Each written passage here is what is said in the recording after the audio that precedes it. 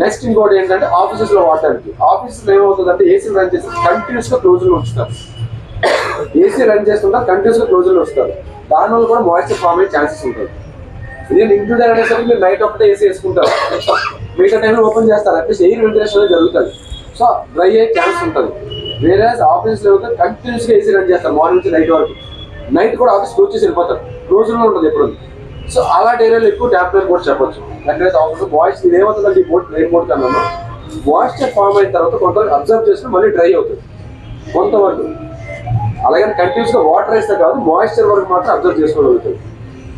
Next వచ్చేసరికి మనం add చేసింది అంటే ఈ మార్కెట్ లో పర్టికులర్ ఈస్ట్ వెస్ట్ గోదావరి మార్కెట్ లో snack company, turmeric company. So ఇప్పటి వరకు జిప్సమ్ బోర్డ్ లో हिंदी में कुछ डाउट है तब पूछ लीजिए, मैं इंग्लिश में बोलता हूँ, समझ नहीं हो रहे. సో ఏదైతే మనకి మార్కెట్ లో ఎక్కువ వాటర్ ప్రూఫ్ కానీ టర్మరిక్ ప్రూఫ్ కానీ ఏదైతే ఉంటుందో ఎగ్జాక్ట్లీ ఆ బోర్డు మనం సర్వే ఒకటి ఆ board glass package board.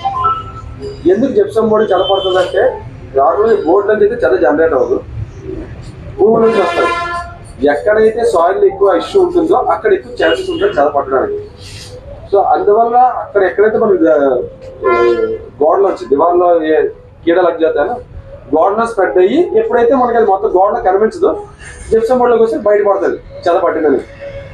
So ఈ మార్కెట్కి వస్తే సొల్యూషన్ బోర్డు గ్లాస్ ప్యాకేజ్ ఇంకో బోర్డు, అది బ్లూ కలర్లో వస్తుంది ఆ బోర్డు అనేది. రెండు వైపులా పేపర్ ఉండదు, అది ఎంటైర్లీ వాటర్ ప్రూఫ్, రెసిస్టెంట్ కాదు వాటర్ ప్రూఫ్. కావాలంటే ఆ బోర్డ్ శాంపిల్ తీసుకెళ్ళి మీరు వాటర్ వేసి కూడా చెక్ చేసుకోవచ్చు. ఓ 2-3 days వాటర్లో వేసి చెక్ చేసుకొని. సో ప్రైసింగ్ వచ్చేసరికి ప్లెయిన్ బోర్డ్ ప్రైసింగ్ అంటే స్క్వేర్ ఫీట్ బోర్డ్ రేట్ అడిగితే స్క్వేర్ ఫీట్ ఎంత పడవచ్చు. ప్లెయిన్ బోర్డు మీరు చేసేదే 21